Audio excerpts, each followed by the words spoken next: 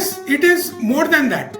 And I'll tell you, I'm very happy to say that we are the first university which this year conducted AI assisted personal interviews for our MBA program.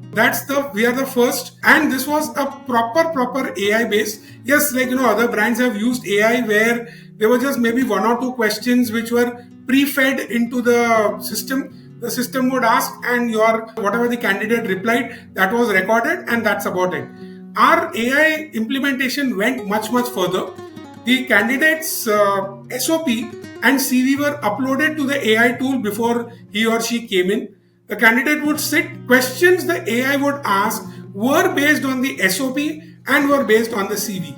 So you did not have very generic questions. We were actually testing the person's knowledge and the depth of his knowledge rather than testing the ignorance, which unfortunately tends to happen in a lot of personal interviews. Because I may be from an engineering background, let's say my interviewer is from the commerce background, there will be a very different thought process. Because we are using AI, all these issues and these are absolutely normalized. The best part is more than 14,000 candidates took this AI-based interviews in Mumbai campus. We took feedback from a lot of students. Everybody said that this was a fantastic thing. And I'm very sure that even leading institutions will very slowly move their personal interview process and make it AI-based.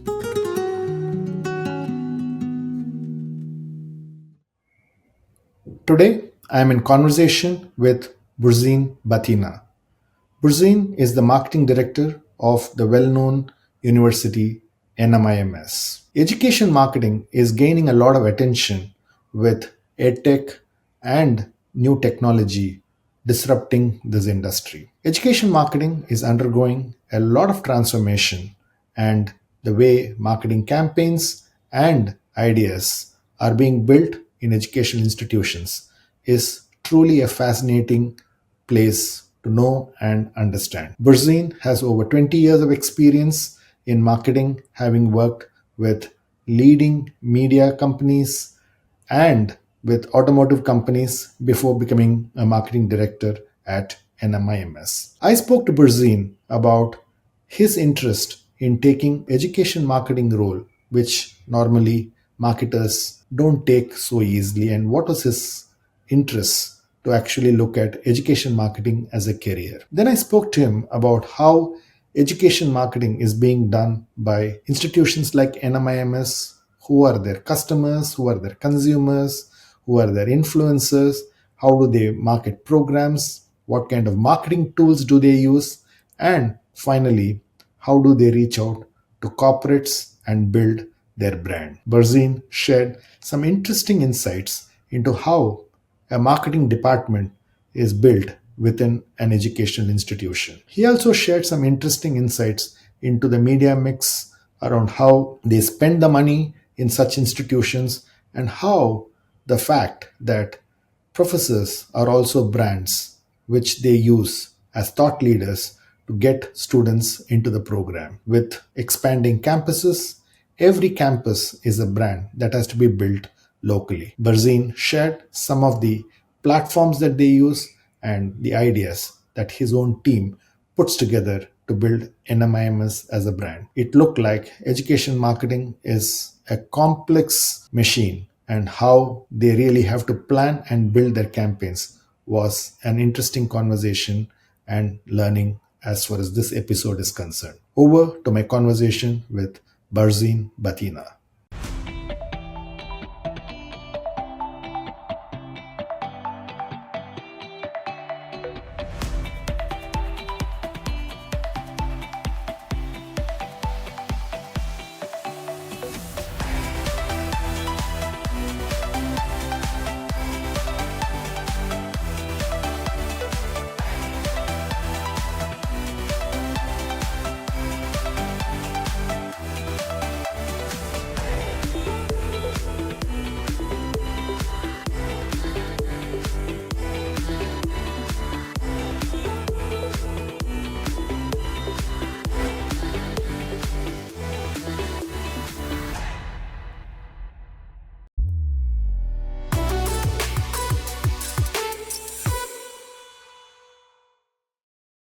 I wanted to start off our conversation with a lot of people in marketing take up brand marketing, FMCG marketing, financial services marketing. So, how did you end up with education marketing? Education for me is much more than marketing. I am also a faculty. I also teach. Digital marketing has been my forte. I entered digital marketing way back in 2008 when digital was still growing. A lot of people didn't understand digital marketing. A lot of people were questioning. Newspaper, TV, radio were outdoors was still ruling the roost. Digital was seen more as like, okay, fine, a brand like Times of India is having newspaper, is having a Times Now channel. Okay, timesofindia.com is just another touch point where which is there, and that is how advertisers used to see. Of course, come to like fast forward to 2025, everything has totally changed. Things took a bigger turn in 2015 when Geo came and actually commoditized internet. Internet became cheaper than water. People had, I used to always quip that in India people might or might not have access to fresh water, but definitely they will have access to internet, and maybe they can order someday water on the internet also. And of course we have seen that come 2025 with quick commerce taking over. Not only water, you can today order a snack, you can order whatever you want. Now, my foray into education happened almost 9 years back when I started my career with NMIMS, one of India's leading university. I started with their distance learning and online learning programs. So we started with promotion of those programs first. We also introduced multiple programs during the almost a little over 4 years stint that I had with NMIMS distance learning. And in 2021, I shifted to the main university. It was a very different ball game because when it came to online, marketing had a very large impact, because if you through your online promotions, if you manage to spend say 100 rupees and get registrations worth 1000 rupees, you could actually end up taking all the 1000 students or whatever you have got. Whereas in case of the full time or in case of university, the challenge happens is because the seats are limited and you cannot suddenly increase the number of seats because these are brick and mortar, and these are governed very strictly by UGC. There are a lot of other bodies also which govern. So as a result, whatever marketing we do, the idea is to increase the registration, increase the rejection rate. The higher the rejection rate, you start getting better quality students, and better quality students in turn translates into better quality internships, and of course better quality placements with leading companies in India, which in turn absolutely gets you to a better quality students in your next consecutive drive. I call this as the virtuous cycle of admissions, and that's something which I try to follow, and I try to ensure that we imbibe for different programs at different campuses. Now this was something which was very interesting to me. It looked like education is something which not many mainstream marketers consider. I remember the first time when, so I primarily came from the auto industry, Yeah. worked with had the fortune of being very close to being a part of the Volkswagen digital campaigns way back in 2014, 16 when digital was not such a big thing. Also had a distinction of working for a little short stint with Fiat Chrysler automobiles, or now they are known as Stellantis in India. So my shifting to education was actually viewed by a lot of people as, oh, maybe I'm tired of the corporate world, or I don't want to do much into this. But people don't realize that education is a very high involvement product. I would say I would actually compare it with a user buying insurance. It Mm. is that high an involvement, because probably after buying a house, maybe a car, and of course in India marriages are one of the biggest things where people spend a lot of money. Fourth biggest investment is education, or I would say when it comes to investment, the third biggest investment, I wouldn't call wedding or marriage a investment, but still of course there are huge spends which happen over there. But the third biggest investment that any person would make today is his education. And it now, earlier it used to be post graduation, whatever would happen, that was an education. Today that starts at the undergraduate level itself. As a result, today brands must be able to communicate about what are their different offerings. Also today the world is very changing very fast. Initially, when lot of there was not for quality education, where parents would actually want to send their sons, daughters, their kids to foreign universities. Parents have now realized that the same quality, if not better level of education, is available in India itself. And we as marketeers must ensure that we are able to reach with this message to the parents, to the students, that those days are gone when to get quality education you needed to get into a foreign university, which of course came at a very heavy price. You can probably get a better quality education in India itself. Also, the global scenario is also changing, where foreign universities today are doing tie-ups with India. 7 years back, NMIMS had hardly a tie-up with around 8 to 10 universities globally. Today, I'm happy to say we have almost 60 plus partnerships with global universities across US, across Europe, specifically UK, France, Australia, and other countries. So it's a very big thing where foreign universities are coming to India. They are tying up with brands like NMIMS and actually creating twinning programs where a student can do, say, for an MBA, 1 year MBA in India and second year MBA, they can do it at their university. And these are some very big marquee names which are offering this kind of MBA programs. Similarly, even for engineering programs, where we used to run a program with Virginia Tech, where a student could do 3 years of his engineering in India and 2 years after going to Virginia Tech. And we have these programs not only in tech but in different streams. For example, with Virginia Tech itself, we have a program where the student does 1 year in India. It's a postgraduate program, and 1 year he goes to Virginia Tech. Mind you, he actually goes to Virginia Tech. It's not that the faculty only comes from Virginia Tech over here for maybe around a month after the 12th and then goes away. It doesn't happen that way. And because they are going to Virginia Tech and this MSc program, which is there, because it comes as STEM program, the students have an option to work officially in the US for 3 years, which is a very big thing because once they do that, they get the requisite work experience.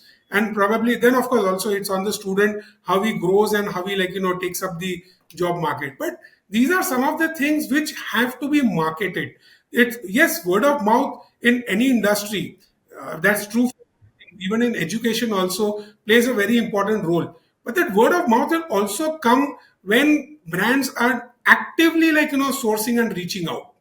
So this is about what really attracts me to the education as an industry. And today I feel you have the PMO of the country, you have every minister everywhere who are there on different who are there on TV, who are there on print, who are there continuously on digital.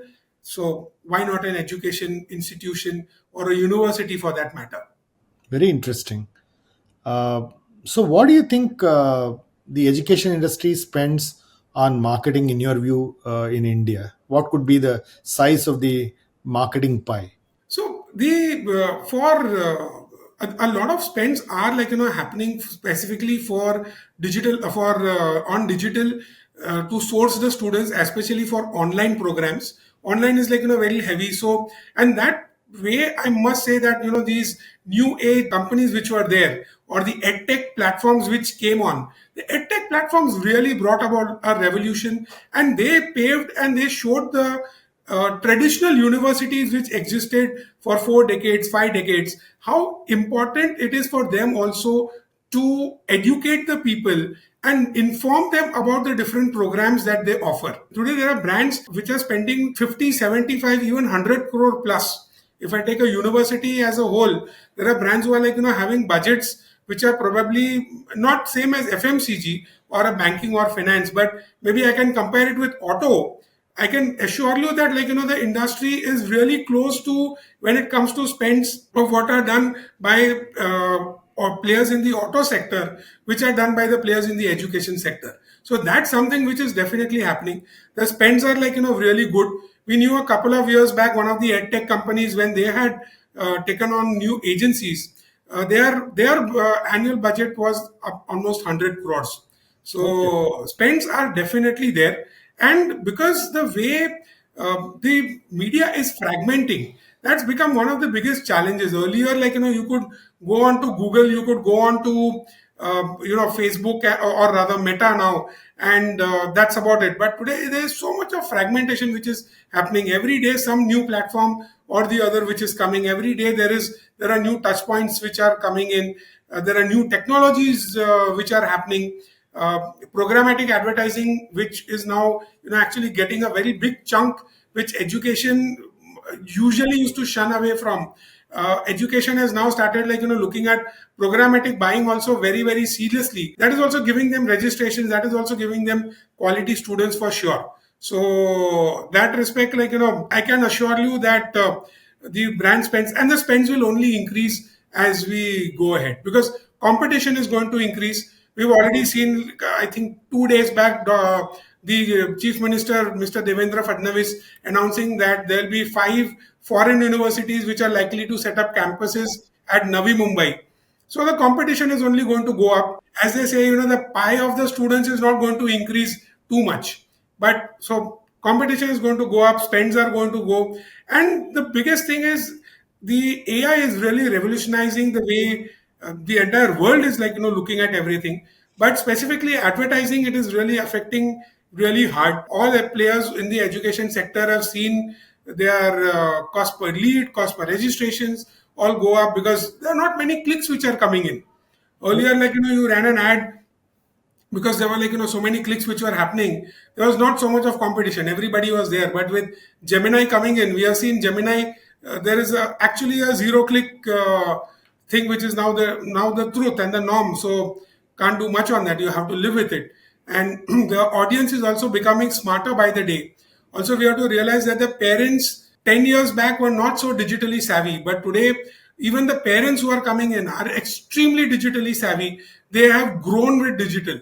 So, those who are now typically in the bracket of say 40 to 45 and have a kid in 10th standard, 12th standard, they are extremely digitally savvy. They know how things are, and they have also, AI has also been a part of their life for quite some time. So, which means that you are talking about competition. You are talking about several thousand crores of spend. Given that there are so many universities, so it's a fairly big marketing budget that seems to be going into this sector, right? Yes, Okay. absolutely. Okay. Given that, is this not an industry where I would say supply and demand, if you really look at it, you don't need marketing, right? Because obviously, every student wants to join a college, so therefore, I would assume that they need a college, so therefore, is marketing needed at all? Yes, absolutely. The biggest reason is today all the brands are spreading themselves across the country. No Hmm. longer it is there that I'm NMIMS is in Mumbai. I'm only going to remain in Mumbai. I need to spread. So when I am spreading, but naturally, I might be known very well in Mumbai, Navi Mumbai, or for that to matter, I might even go be bold and say the entire Maharashtra knows me. But can I say the same thing if I open a campus, say in a place like Bhubaneswar, which I'm going to do very shortly? My Ahmedabad campus is going to be launched anytime. Am I known that very well in Ahmedabad? Am I known that very well in places which are around, or am I known as the regional college? So I always follow the mantra which HSBC had. HSBC, the world's local bank. So Hmm. similarly, we want to also follow the same thing, where we become a regional player. Because see, the biggest challenge that happens is we are still known as a lot of new places that we go to. NMIMS is recognized as NMIMS from Mumbai. What my through marketing, what we need to change that perception is NMIMS from Mumbai in Mumbai, NMIMS from Bangalore in Bangalore, and NMIMS of Hyderabad in Hyderabad. We need to go local. We need to get the local favorability. Or the challenge that will happen is locals will not prefer us. They will still want to go to their own regional colleges or regional institutions which they have been doing since years. That is exactly where the role of marketing comes in. People must be made aware. Because when we launched the Navi Mumbai campus also, although it was just Mumbai and Navi Mumbai, we felt that maybe Mumbai will have a very great rub-off effect in Navi Mumbai. However, we are surprised to know that a lot of people, even in Navi Mumbai, were not aware that we are having a campus over there. Oh, Yes, so it is very important to ensure. And the thing is, people who didn't get it in Mumbai went to Navi Mumbai. And that's what you don't want. You want people from Navi Mumbai to go to Navi Mumbai. You want people from Bangalore to go to Bangalore, from Chandigarh to go to Chandigarh campus. Of course, preference is always going to be, because Mumbai, we have been there for last 43 years and counting. People first preference would definitely be Mumbai, especially when it comes to MBA. But when it comes to undergraduate programs, engineering, pharmacy, commerce, you definitely want the locals to be actually doing and occupying more place over there, or going and favoring those campuses rather than favoring the other campus, for sure. That's exactly where marketing comes in. You drive the student or the parent also right from the awareness stage, where you introduce and say that, okay, NMIMS is now has a campus in, say, Indore. NMIMS Indore now offers these programs, because in Mumbai we have 17 schools. Other campuses we have much lesser number of schools, because but naturally we are quite new, and there are certain programs which require approvals and all. So that's the reason why it takes time to launch these programs at those respective campuses. But this is what role of marketing comes in. You need to create awareness about the campus first. Once that is established, you then need to start telling people what programs you are offering. Because a lot of people will, for example, will take NMIMS as only offering management, commerce, maybe arts and humanities program. A lot of people get surprised saying that, oh, you offer engineering, oh, you have a pharma program, oh, you offer school of sciences. Yes, we offer all of those also. And that is where the marketing push is required. okay. So, it's like tomorrow, let's say I already have a school of branding and advertising in Mumbai. I start the same school in Indore. That is where the marketing push is absolutely required. Which brings me to the complexity in education marketing is you have multiple stakeholders, right? Say, for example, you have a Yes. student, you have a parent, and the stakeholders are expectations are very different. So given that, how do you really build your marketing mix, the media mix? Can you give me some examples of how this is very different from other forms of marketing? So one of the challenges which happens in education marketing, and something which a lot of marketers don't even realize, that the complications which are there is, one is when it comes to undergraduate programs. So there are three types of programs which are there. You have typically your UG programs, your postgraduate programs, and your doctoral programs. Doctoral programs are the easiest for us because your consumer and customer are the same. So not much of a difficulty, because you reach out to the person whom you are reaching out, he's only paying the fees, so it's very sorted. It's pretty linear, not much of a problem. The second is your postgraduate programs, your MBA, MSc programs, your any PG programs.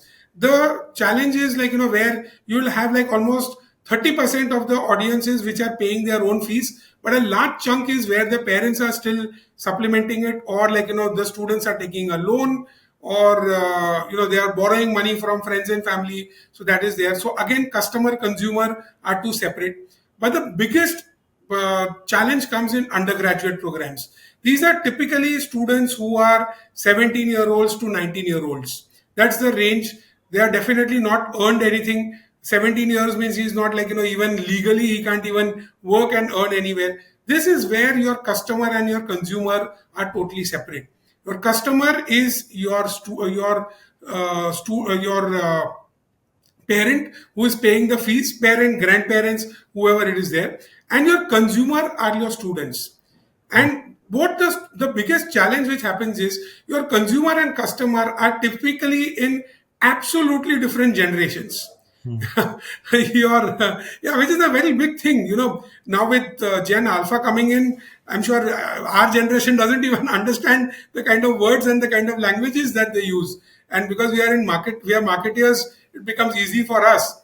So the marketing is very, very different. Whereas a consumer, a student, typically a 17-year-old to a 19-year-old, would like to know what are the different activities which are happening, what are the clubs and committees which are there, what are the kind of, yes, these students are also very much interested in knowing what are the placements which are happening, what are the brands that are coming to the campus. But in that pecking order, which is like, still down, festivals, club committees still play a very important role.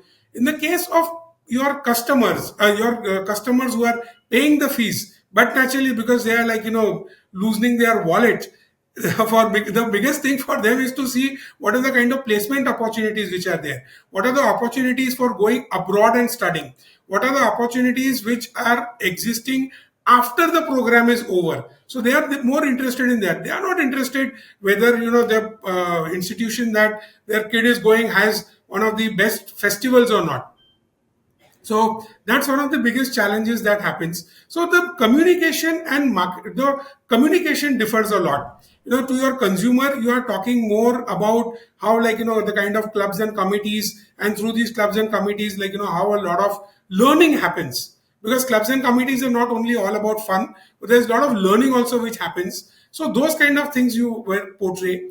Whereas to the customer, you talk about, like, what are the different career opportunities, what are the things that his or her kid can do after they complete their program. So it's a very different thing. You talk about campus life to a customer, to a consumer, because that is what he is, like, looking at. Whereas the same campus life will also differ, because in case of campus life, you show a vibrant campus life like sports facilities, like a playground, like a canteen. Whereas to a customer, you are going to show safety aspects. You're going to show that the kid is going to be safe in the campus. We are very clear. We have a zero tolerance policy towards any kind of abuse or substance. So, we don't, of course, talk about it so openly, but those are the kind of things that a consumer and a customer will want. So you need to tailor make, or you need to customize your offerings to these two kind of groups or segments of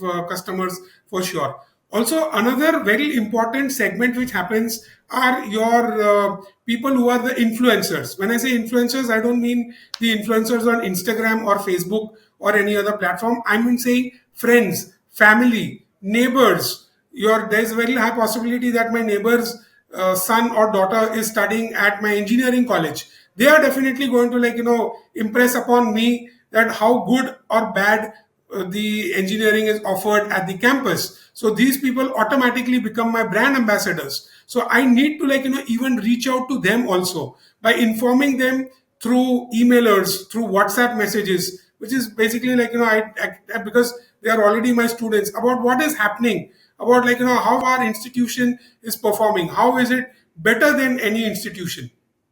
So marketing just doesn't stop once the consumer is already inside the campus.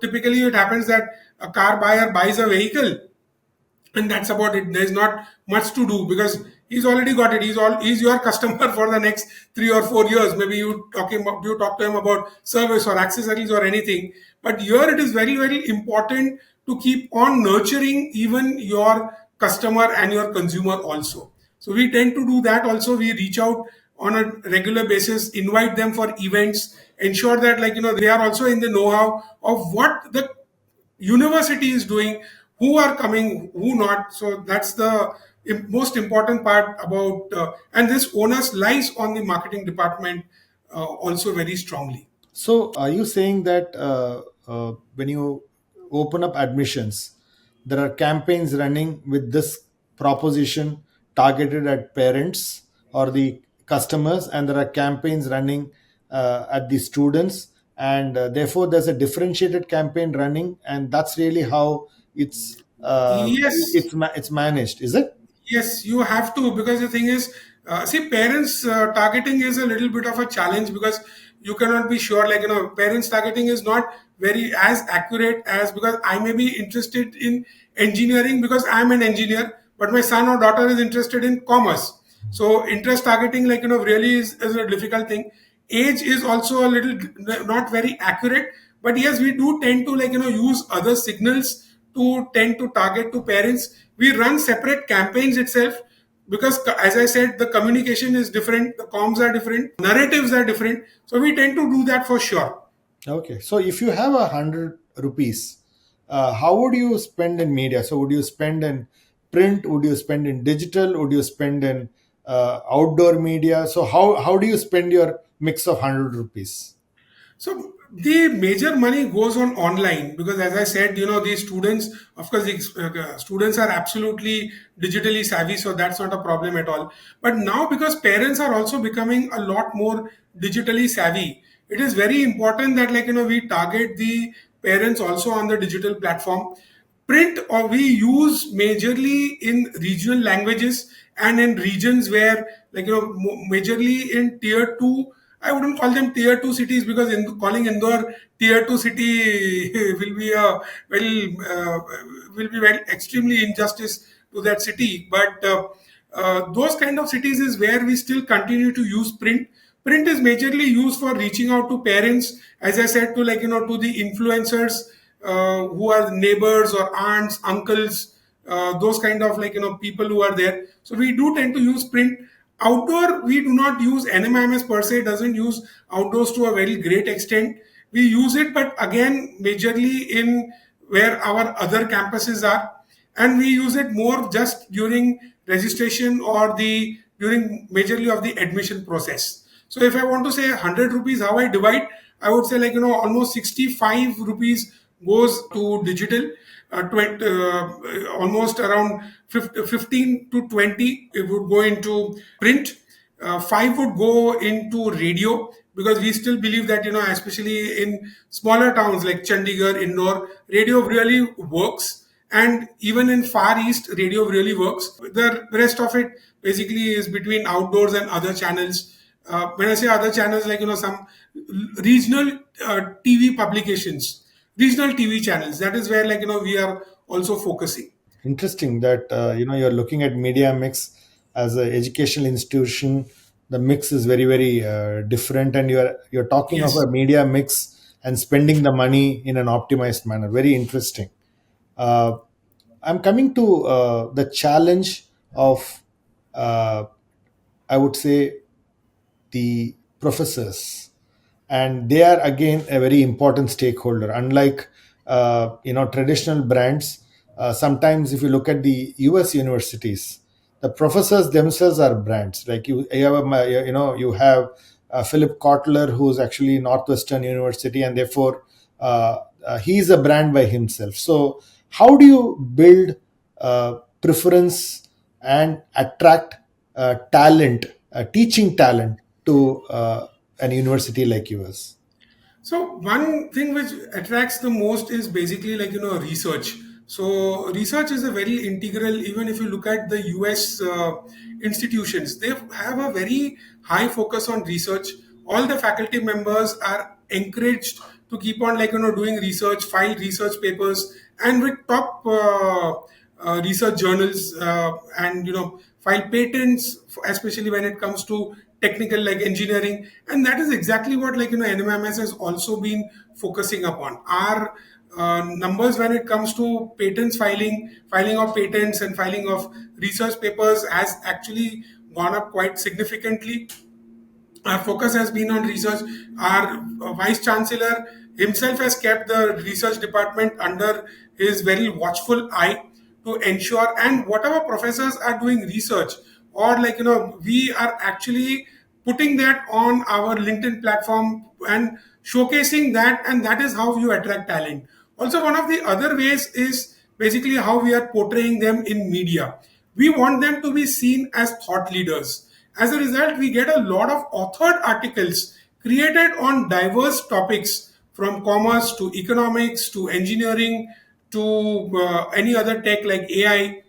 So we do that, and that is also where our faculty members are seen in press and media. And the same thing, whenever they cover an article or they have any kind of coverage on TV, on radio, or on print, we ensure that, those are also, we put it on Facebook, we put it on our LinkedIn and our own social media handles, to ensure that everybody is able to view those and it makes a very good proposition, because the incoming faculty members who are there, they also want, see, today everybody wants, who doesn't like to be famous, who doesn't like to be recognized on the streets. When I'm going down on the streets and somebody, points a finger at me and, says that, hey, look, this is the person that, we watched a TV show about, or, oh, this person had been on television, it really makes a difference. And that's exactly what we are doing. We are making our professors our thought leaders,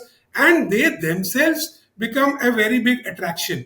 We want, so one of the biggest things that NMIMS has been doing is, we want to go more and more away from push based marketing to pull based marketing. Okay.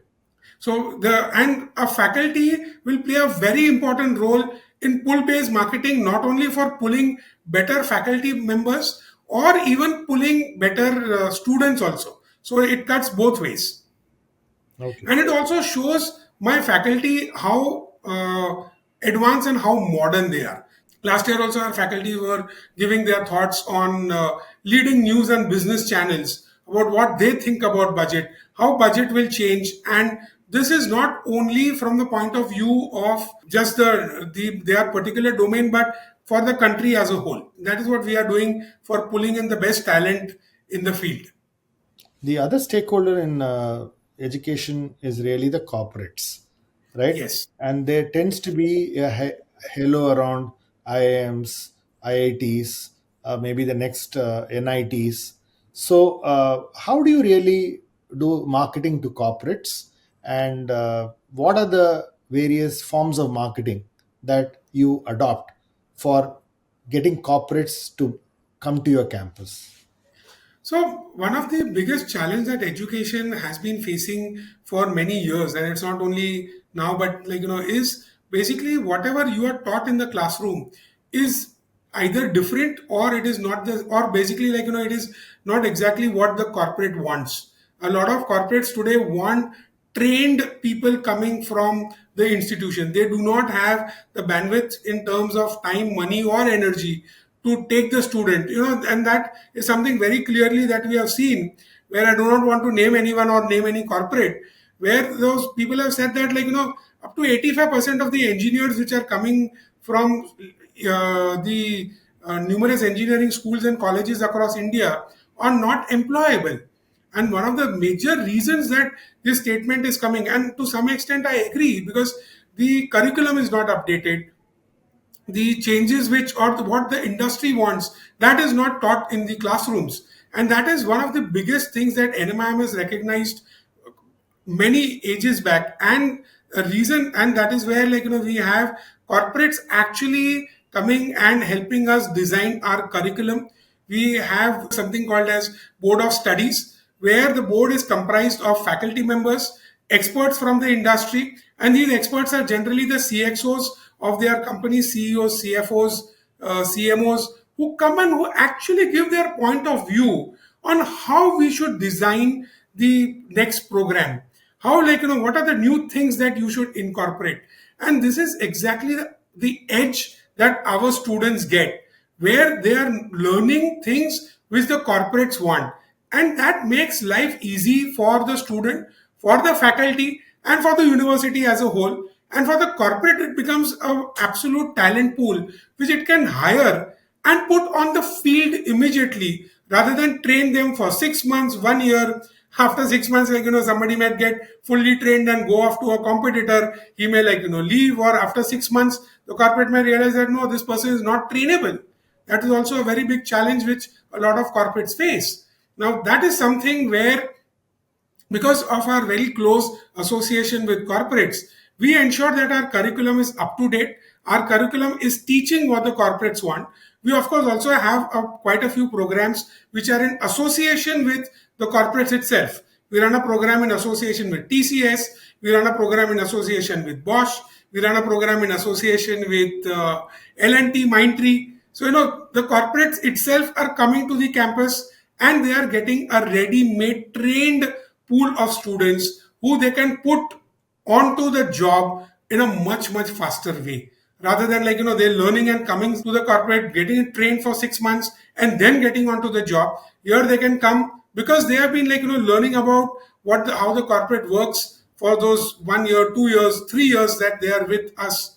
That's the very big advantage that is having. So, as a marketer of the university, you do a fairly large reach out program to corporates, is it? So, is it something as a part of event marketing? You spend some money, and would you actually do those kinds of things also? So, more than marketing, I would say, like, we have a full-fledged dedicated placement department. Hmm. The placement department also, like, reaches out to these corporates on one-on-one basis, because yes, marketing, we are continuously putting things on social media. We, like, do send out emailers, but this placement department and marketing, in fact, marketing and placement department at NMIMS are absolute bed partners, quite literally sitting next to each other and working very closely. So we ensure that the right message is reached out to not only through our social handles, but on one basis also. The placement team keeps on sending it out to them. Okay. The whole education industry itself is getting disrupted because of EdTech, right? Uh, Right. so, given that that EdTech is disrupting, how is your marketing methods changed from probably what was done 5 years back to what is being done today? Because as a student, I can actually do online programs. I don't need to have a degree. I can go and join any company, and then I can have a MOOCs where I can qualify myself. So there's a massive disruption that's happening. So how is it affecting the marketing that you are doing? So I'll go back a little, and, like, I'll dip into my teaching experience over here, because I, like, so one of the things that I used to always tell my students is that, see, especially as far as digital marketing goes, there are a ton of videos on YouTube which you can go and access, and you can learn whatever you want. But the biggest thing is, what where I come in is, I'll tell you what videos to watch and what videos not to watch. Because the thing is, if you really want to learn, there are 20 resources which are there. I'll tell you to go to those five resources only, where you will come to know everything. You don't have to go through that 20, because there's always a possibility that, see, we all know when it came to engineering, there were, like, 10 books per subject which was there, and, eight subjects. You couldn't sort of possibly go through each and every book, but your faculty always guided you that, you need to go through this book maybe 10 times. You take one book and read it 10 times, instead of, like, reading 10 books one time, which is one of the most important things. So that is one of the biggest things which happens in case of online. There is a lot of, yes, there are a lot of things which are today available online, but the biggest thing that happens in a full-fledged or in a classroom, one is exchange of ideas and thoughts. Yes, there's a lot of theory out there are a lot of examples that are given, but there is no exchange of thoughts which happens through traditional programs. That's one of the biggest thing. Also, networking today is very, very important, which a brick and mortar will be able to provide in a much better way as compared to any online programs. Of course, through online programs also, you can connect with students, you can connect with your faculty. LinkedIn provides a platform where you can connect with a lot of professionals and discuss and, like, talk about your issues. But still, I would say, your offline is the important part, and those are some of the benefits that you need to portray through the marketing campaigns that we do. So, in fact, like, we have, so it is similarly, that it's similar like retail. You could go today and buy everything online. There's not a problem at all. But does that mean that all your shops or all your retailers have shut down? No, that's not the case. In fact, the online have actually now come to offline. We have seen a lot of, even in education brands, EdTech companies, which started purely online. They actually started having tuition classes. I don't want to name the brand, but we know that, like, they actually went offline. So that's definitely going to happen. Our case is opposite. We actually are offline. We go to online. So that's going to happen. And yes, there is always a challenge of measuring how many people have seen you online and, like, are getting converted offline. But today, because of tech and because of your so many tools which are there, which integrate so seamlessly with your CRM, you can actually track the entire user's journey and figure out how where he came from and what all kind of touch points that he has gone, and how your digital marketing actually works. That's one of the biggest blessing, I would say, of attribution modeling, which to a digital marketer can actually show that, that was a disadvantage, that in print you gave an ad, you never knew whether that person actually saw your ad, or he was told by someone, or how he got and he filled up. With digital you can track everything, and that's one of the biggest advantage which is there. But I can assure you that, uh, India is a very touch and feel country. So we definitely want to, even when we are buying insurance, we may still want to buy online. We do buy online insurance. I myself buy, but we would still want to talk to somebody at the call center. We would still, talk to our friends, family, figure out whether that particular brand is good or not. That's something which is applicable for the education sector also, for sure. So, as a marketing head of, say, an institution like NMIMS, do you use marketing tools, marketing platforms, and do you invest in these kinds of tools and platforms to do marketing? Absolutely, absolutely. It is like buying a hoarding and, not lighting it up. You may have the hoarding, you may have, you may feel that your ad is visible, but if you are not going to light it, if you're it's going to, I'm using a very different analogy because today hoardings are also all converting to digital screens. But without that light, which is, equivalent to your tools, your attribution modeling tools, or your tools, because you see, today on social media also, a lot of students go and talk and vent out their right from students to people who are applying. It could be whatever difficulty they are facing in registering, or difficulty in whatever way, they actually prefer to go onto social media and talk about it. If you do not have a tool which is able to, track all your negative comments or any of those, you're always going to shoot in the dark. You're never going to solve his or her problems. So that's the reason why today tools play a very important part. Also, if you want to send out bulk WhatsApp messages, bulk emailers, it's just not about, sending out those emailers and not doing anything. Today it's important to track. Today, the digital marketing, your actual work starts after you have started your campaign, or after, your campaign goes live. I used to always tell my teams, even a decade back, that when it came to TV, print, radio, once your ad was out, well, you couldn't do much. It was just seeing whether the logs were there, or just ensuring that your ad came in, and maybe tracking and seeing, because medium was expensive, so maybe 2 3 days you would track how many calls you got, or how many footfalls you got at your store, or you at your campus, or at your university. As in case of digital, because the campaigns are there, and you sustain them for months together, you can actually even track that somebody who had visited your website, say in Jan, is actually ended up converting in April. And without relevant tools, attribution modeling, it's not possible to do. You must know, and of course, you need a very strong and a robust CRM to begin with, because So, without so, without the so NMIMS has got CRM platforms, absolutely. marketing campaign, MarTech platforms, and all that, is it? Absolutely, absolutely. We've, in fact, got dashboards where our leadership team, our faculty members, they see everything what is happening in real time. What are you saying? Yes. Okay. See, and it's not only for admissions. It's if I want to see how many books are there in my library at, say, my Shirpur campus, I can very easily see. I can just go to the dashboard and I can see that. I don't have to pick up the call on the librarian and ask him that, how many books are there. If I want to, my library catalog is totally digitized.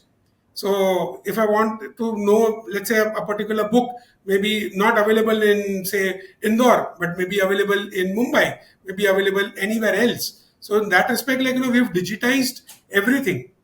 Okay. So it's no longer where, so it is actually more of a digital transformation than digital only being used by marketing. Okay. So the entire thing is digitized. HR is totally also digitized, because typically that's what not doesn't happen much in an education institution. But NMIMS has always ensured that, we are the leaders in that respect. and we have totally digitized everything. In fact, our entire admission process, right from filling up the lead form to registering to document verification, everything is digital. So it's And almost I'm like, very is it almost like buying insurance? Yes, it is more than that. And I'll tell you, I'm very happy to say that we are the first university which this year conducted AI assisted personal interviews for our MBA program. My God. So Okay. that's the we are the first, and this was a proper AI based. Yes, like other brands have used AI where there were just maybe one or two questions which were pre-fed into the system. The system would ask, and your whatever the student slash candidate, or rather whatever the candidate replied, that was recorded, and that's about it. Our AI implementation went much further. The candidate's SOP and CV were uploaded to the AI tool before he or she came in. The candidate would sit, and the questions the AI would ask were based on the SOP and were based on the CV.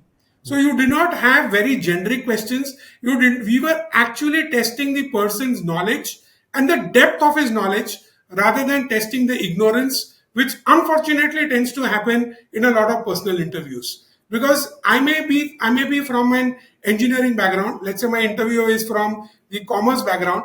There will be a very different thought process. Whereas in AI, because we are using AI, all these issues and these are absolutely normalized.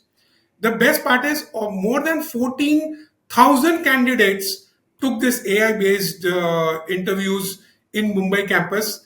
We took feedback from a lot of students.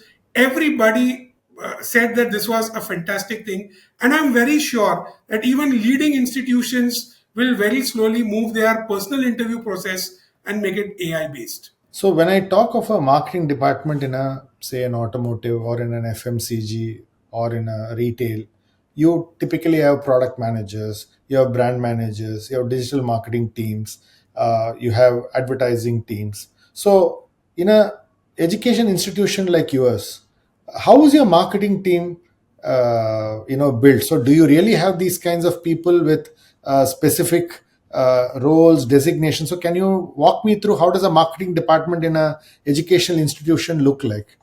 So typically would be, you 10 years back, if I would take even NMIMS also, marketers were the marketing team was more focused on print and reaching out to through majorly through print. Some of them were online also, but in the last 5 years, especially after the pandemic which happened, it has been a sea of change. We have specialists in the marketing team. Marketing team is also divided upon verticals. So you have a performance marketing vertical, you have a PR vertical. When I say PR, it is organic, inorganic, both. You have a vertical which focuses on social media. You have a vertical which focuses on uh, your data analytics. So each specialized vertical is even present at NMIMS also. I have a team of performance marketing managers. I have a team of performance marketing. I have a team of PR. I have a data analytics team. I have a team which focuses on content, because that is also a very important thing in today's time and age. So those are the different teams, and each team contains each team is made up of specialists. Of course, there are managers who are who I ensure that they are more of generalist, and they not only do about PR or social media, but they do the entire gamut. So that is something which is the typical structure which is there. So it is more of a specialization based structure, each team working in tandem with each other, because what social media is doing, PR has to understand. Performance marketing will also need to know. You cannot have teams working in silos. Typically earlier, your PR team would not know what was happening on social media. Your social media would not know what performance marketing does. Today I ensure that all my teams talk to each other. Okay. Like when a call is happening with my PR agency, my performance marketing team is also sitting in that call. Although, they might not have any relevance, but they need to know and understand what is happening in PR. What is the kind of content that is going out? very important, because typically performance marketing people are very focused. They are like, they work in a very narrow space where their life just revolves around impressions, clicks, registrations, leads. That's majorly where their life revolves. But then those days are gone. Today, even a performance marketing person must know what the brand is doing on social, what the brand is doing on when it comes to, like, content. What are the, like, SEO also definitely plays a very important part. So it's like, although they might be specialized in one, but they definitely must be aware of all the other things also.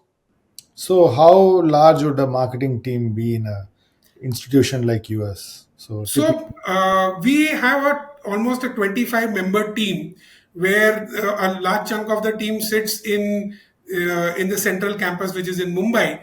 But there are at least 2 to 3 people which sit out of each campus, because India is a very diverse country. And habits, consumption patterns, consumer behavior differs every 100 kilometers, and in large cities like Mumbai, possibly it differs every 2 kilometers. The way somebody might be thinking in and approaching in Bandra will definitely not be same, maybe even in Santa Cruz, or maybe even in Ville Parle.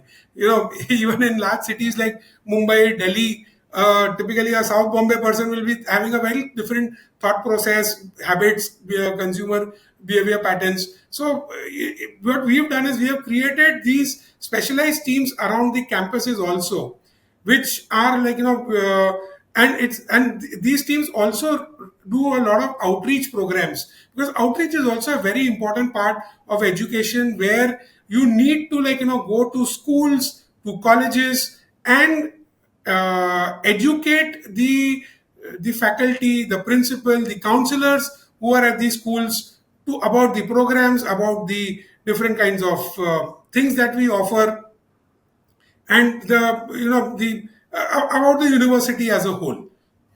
So it's a centrally decentralized process, as I say.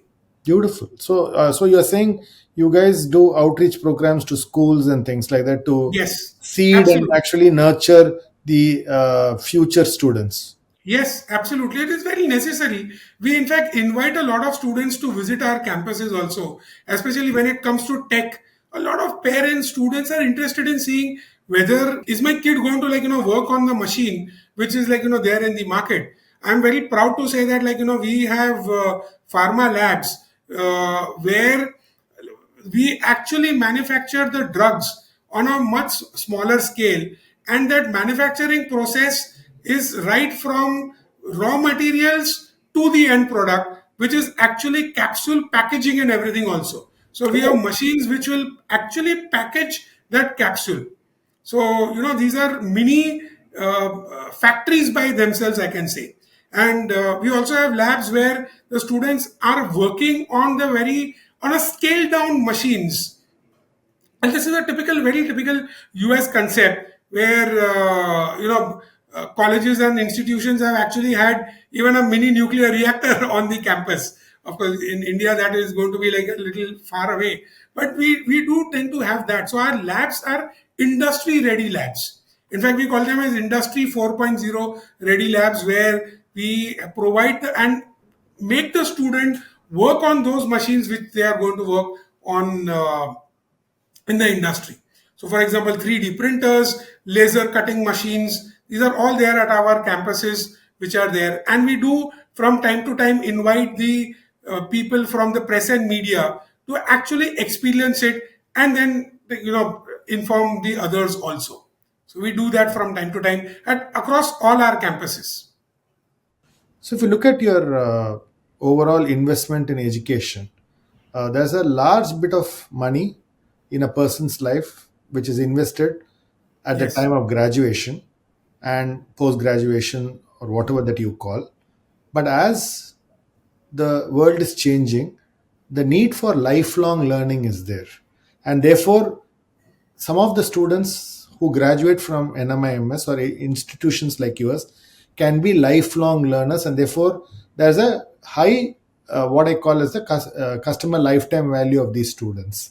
So, is there a program that you run, and do you look at share of earning over the lifetime of the student, and do you do programs like that? I agree with you. In fact, if I take my parent body, which is SVKM, Sri Vidyapale Kelavani Mandal, it runs. We always say that we are there from KG to PG. We have got schools. We have got we've got schools, we've got colleges. So you have CNM school, you have your JV Parekh school in Mumbai. These same schools are there. CBSE school is there, for example, say in Dhulia.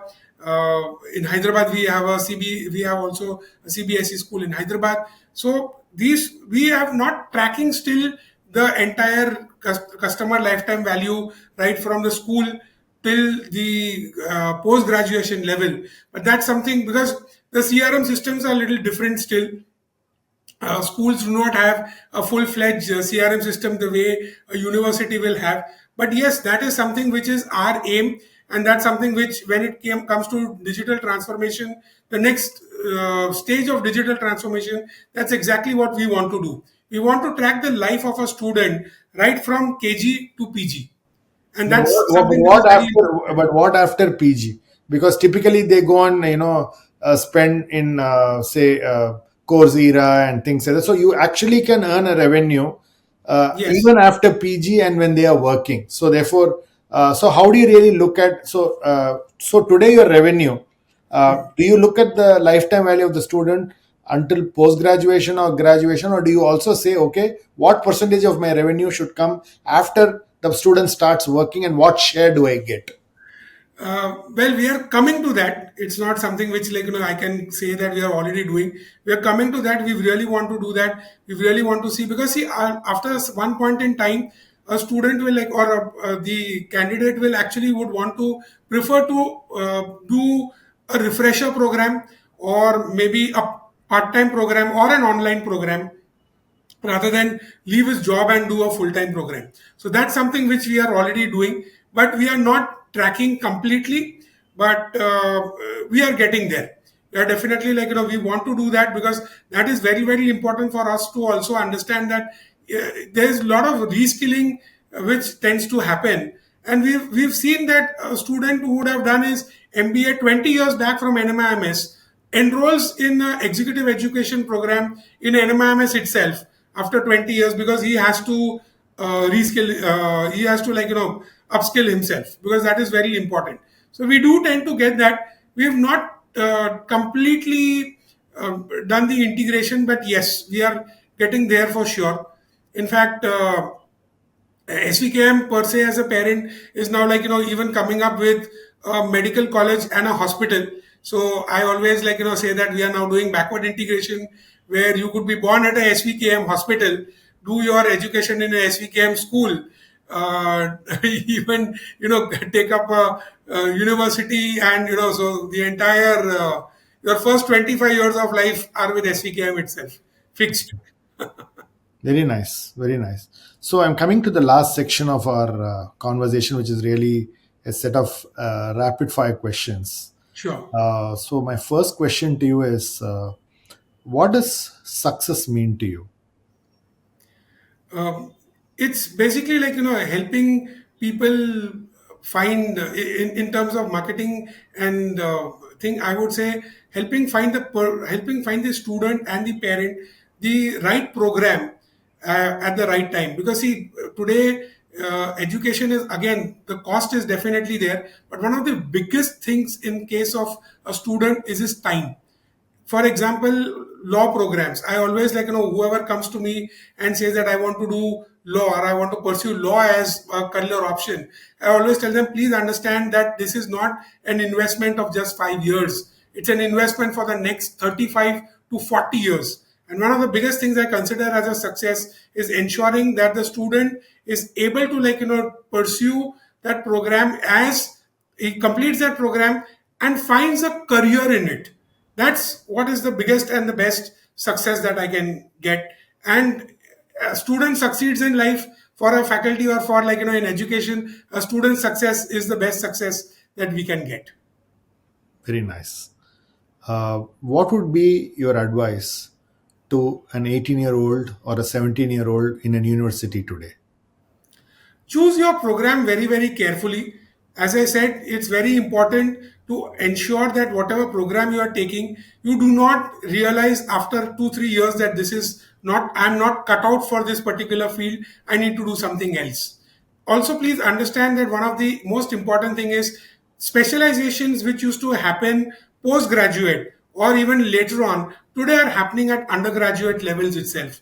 No longer it is just plain vanilla BCom. Today you have BBA programs with specializations. Your BBA in finance, your BBA in marketing, your BBA in general management. So it is very, very important that your undergraduate level itself, you choose the right program and ensure that you want to make a career in it, because that is what is going to shape you in future. Those days are gone when typically you would take up a commerce or a arts or any science field, you would do your MBA and then you would join your career. Today it starts right from after your 12th standard itself. So, what are the resources that you lean on to enhance your knowledge? So, believe it or not, social media, although a lot of people say it leads to a lot of waste of time, and people, it's happy, people, you become habituated, you are scrolling, you waste a lot of hours over there. I'll say it depends on what content you consume.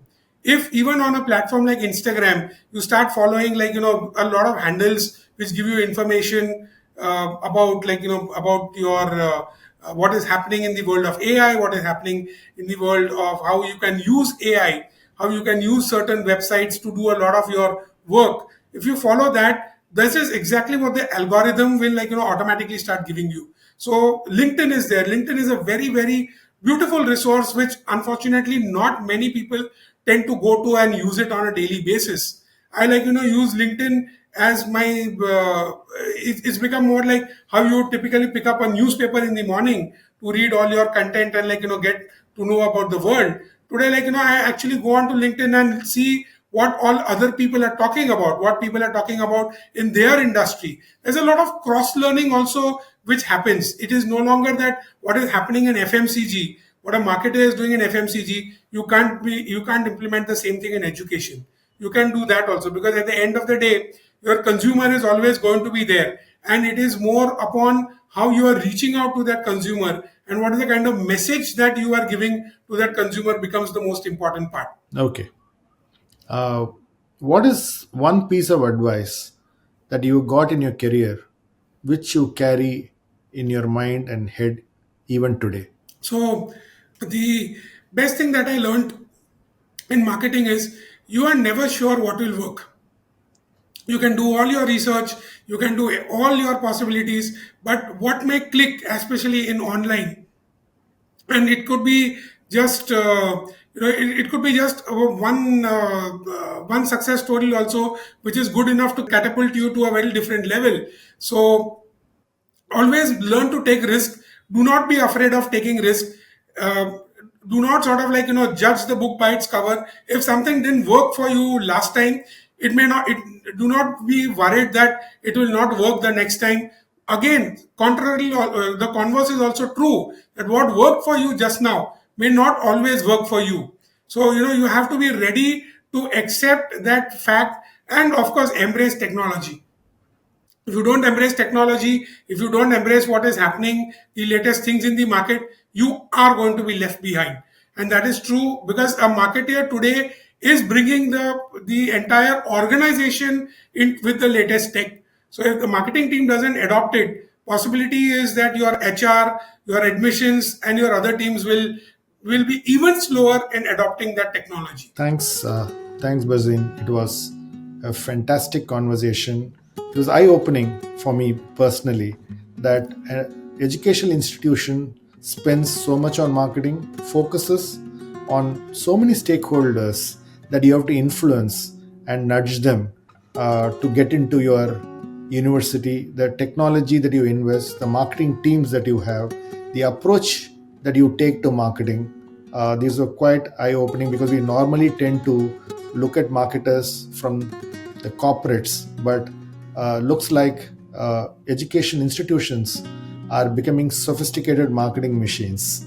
And thanks for sharing your experience. It was lovely having a conversation with you. Absolute pleasure. Pleasure is mine.